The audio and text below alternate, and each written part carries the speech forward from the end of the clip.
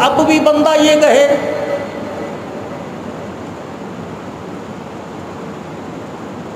کہ مر گئے، پریشان ہو گئے، بیڑے غرق ہو گئے، اپنے لباس، کردار، کاروبار، دکان، دسترخوان، سیری اور افطاری، ایسا بھی کوئی کریم ہے جو رات کو رجا کر سلاتا ہے اور صبح اٹھا کر پھر کھلاتا ہے؟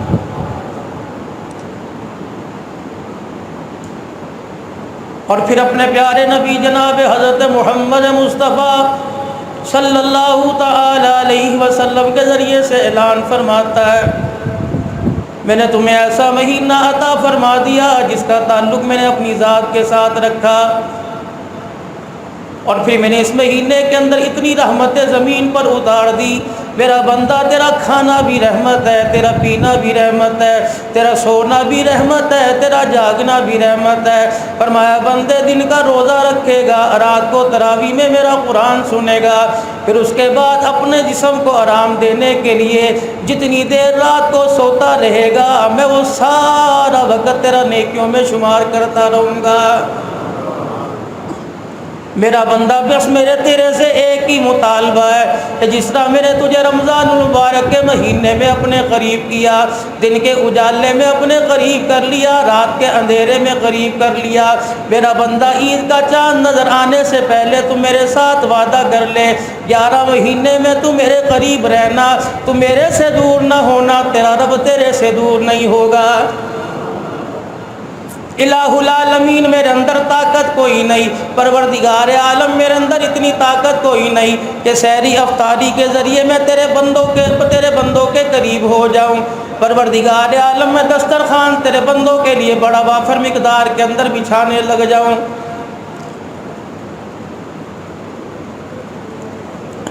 اس کے لیے بھی اللہ جل شانہ نے امیروں اور غریبوں پر آسانی کا معاملہ فرما دیا۔ فرمایا کوئی ایسا نہیں کہ مرغی کا سالن تیار کر لے، بکرے کا روز تیار کر لے۔ فرمایا میرا بندہ، تیرے پاس اگر ایک کھجور کے دانے کی طاقت ہو، فرمایا اس ایک کھجور کے دانے سے کسی کو افطار کروا دے، مجھے میری عزت کی قسم ہے میں تجھے پورے روزے دار کے روزے کا ثواب عطا فرماؤں گا۔ الہ العالمین، میرے پاس کسی کو کپڑا پہنانے کی طاقت کوئی نہیں۔ اللہ فرماتے ہیں میں نہیں کہتا میری ساری مخلوق کو کپڑا پہنا، کاٹن کا پہنا، ریشم کا پہنا۔ الہ العالمین، پھر میں کیا کروں؟ فرمایا او میرا بندہ، روزانہ اپنے بجٹ میں سے 150 روپے نکال لے، جب 1200 روپے تیرے پاس جمع ہو جائے، مارکیٹ میں جا کے کوئی کپڑا لے آ، اس کو لا کے دے دے جس کا باپ کوئی نہیں، اس کو لا کے دے دے جس کی ماں کوئی نہیں، اس کو لا کے دے دے جس کے پاس عید کے کپڑے بنانے والا کوئی نہیں۔ الہ العالمین، اس سے کیا ہوگا؟ فرمایا تیرے خریدے ہوئے، تیرے دیے ہوئے پیسوں میں سے، خریدے ہوئے جوڑوں میں سے کسی کا جوڑا بن جائے گا، وہ جوڑا پہن کے عید کی نماز ادا کرے گا، قیامت کے دن میں جنت کے جوڑوں کا تیرے ساتھ وعدہ فرماؤں گا۔ یہ اللہ کے انعامات سے فرمایا میرا بندہ، میں نے قرآن بھی تیرے لیے رحمت والا اتارا، 3 چیزیں میں نے تیرے لیے مغفرت کا سامان بنا دی، نماز تیرے لیے میرے مغفرت کا ذریعہ بنا دیا، قرآن کی تلاوت میں نے تیرے لیے مغفرت کا ذریعہ بنا دیا، رمضان المبارک کے روزے میں نے تیرے لیے مغفرت کا ذریعہ بنا دیا۔ اتنی رحمتیں اترنے کے باوجود، اتنی مغفرتیں اترنے کے باوجود میرا بندہ تو میرے پھر بھی قریب نہ آئے، یہ تیری بدنصیبی ہے۔ پھر بھی کہتا ہے میرے اندر ہمت کوئی نہیں، اور میرے بندے میں نے اسی لیے اپنے پیارے نبی سے اعلان فرما دیا، نماز کا ثواب میں نے لوگوں پہ ظاہر کر دیا، روزے کا ثواب میں نے ظاہر نہ کیا، اور کہہ دیا صوم لی وانا اجزی بہ، فرمایا روزہ میرے لیے رکھ، اجر بھی میں دوں گا۔ الہ العالمین، کیا اجر دے گا؟ فرمایا یہ اجر کیلکولیٹر میں نہیں آئے گا، تیرے کاغذ پینسل میں نہیں آئے گا، تیرے دماغ کی میموری کے اندر نہیں آئے گا۔ الہ العالمین کیا اجر عطا فرمائے گا؟ فرمایا روزے کا بدلہ جنت ہے، جنت بھی میں تجھے ایسی عطا کروں گا ساری دنیا تیری جنت کو تکتی ہی رہ جائے گی۔ الہ العالمین، اگر میں اس مہینے میں تیرے سے معافی مانگ لوں کیا معاف کر دے گا؟ فرمایا میرا بندہ، میں نے رحمت کا اشرا رکھا، میں نے مغفرت کا اشرا رکھا، الہ العالمین کس وقت تیرے دربار میں مانگو؟ فرمایا میرا بندہ جب تجھے بالکل بھوک لگی ہوئی ہو، اور ساری کی ساری نعمتیں دسترخوان کے اوپر ہو، الہ العالمین پھر میں کیا کروں؟ فرمایا شربت تیرے پاس ہے، کھجوریں تیرے پاس ہے، سموسے پکوڑے تیرے پاس ہے، دنیا کے سارے لوازمات تیرے پاس ہے۔ جب تو یوں کر کے ہاتھ اٹھاتا ہے اور رو رو کے میرے دربار میں آنسو نکال کے دکھاتا ہے اور پھر تیرے منہ سے ہواڑ نکلنا شروع ہوتی ہے، دنیا کہتی ہے منہ کی بدبو ہے، میں تو اس کی بات ہی نہیں کرتا جو خالی معدے سے ہواڑ نکلتی ہے، اور فرشتوں میں اعلان کرتا ہوں کہ اس کے منہ کی ہوا کا رخ ذرا جنت کی طرف موڑ دو۔ جب یہ جنت کی طرف ہوا چلتی ہے تو میں جنت کے دروازے کھول دیتا ہوں۔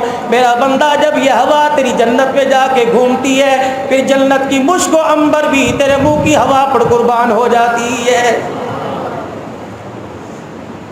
الہ العالمین تیرے دربار میں توبہ کروں تو پھر میری توبہ کیسے قبول ہوگی؟ آج میرے عزیزو یہ جو ہمارے پہ حالات آئے، پچھلے سال بھی ہمارے پہ یہی حالات تھے، مال بھی ہمارا، دکانیں بھی ہماری، کاروبار بھی ہمارا، پیسہ بھی ہمیں اللہ جل شانہ نے عطا فرمایا، فرمایا ہر چیز تمہاری بند ہو جائے گی جب تک مجھے اپنا سہارا نہیں بناؤ گے، مجھے اپنے ساتھ نہیں رکھو گے۔ میرے عزیزو دائیں سے اعلان ہو رہا ہے، بائیں سے اعلان ہو رہا ہے، ماسک پہن لو، کہیں سے اعلان ہو رہا ہے 6 بجے دکانیں بند کر دو، کہیں اعلان ہو رہا ہے SOPs کا خیال کرو، کہیں اعلان ہو رہا ہے سینیٹائزر کا استعمال کرو، اعلان ہو رہا ہے ماسک پہن کے دکان میں آؤ۔ 25,000 حکومت پاکستان والوں، عزت مآب افواج پاکستان والوں، 25 کیا تم 1 لاکھ روپیہ بھی ماسک پہ جرمانہ کر دو گے، رب کعبہ کی قسم کرونا وائرس نہیں جائے گا۔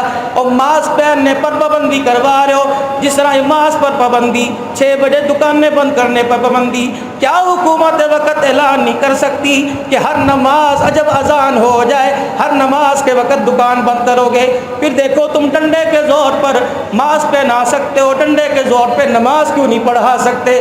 جب ڈنڈے کے زور پہ امر بالمعروف اور نہی عن المنکر کراؤ گے، خدا کی قسم پاکستان تو کیا پوری دنیا سے کرونا بھاگ جائے گا۔ ایسی بات ہے کہ نہیں میرے بھائی؟ میں گجر خان کے اندر بیٹھا تھا، ایک مولوی صاحب شیخ الحدیث صاحب کہنے لگے کہ مولانا یہ کرونا کیا ہے؟ میں نے کہا اللہ کی آزمائش ہے۔ کہنے لگے وہ کیسے؟ میں نے کہا پہلے قومیں گناہ کرتی تھی، گناہ کے بعد ہر درمی کیا کرتی تھی، امت محمدیہ صلی اللہ علیہ وسلم میں ڈر تھا، گناہ کرنے کے ساتھ فوراً معافی مانگ لیتی تھی۔ وہ کیسے؟ آج سے 20-25 سال پہلے چلے جاؤ، بندے گناہ کرتے تھے فوراً کہتے تھے اللہ معاف کر دیو۔ اب میرے عزیزوں کسی کی زبان پہ آتا ہی کوئی نہیں، اب تو کہتے ہم نے کیا ہی کیا ہے، جو یہ کیا کیا ہے اس پر اللہ کی پکڑ آ رہی ہے، یہ اللہ کی پکڑ میں آ رہے ہیں۔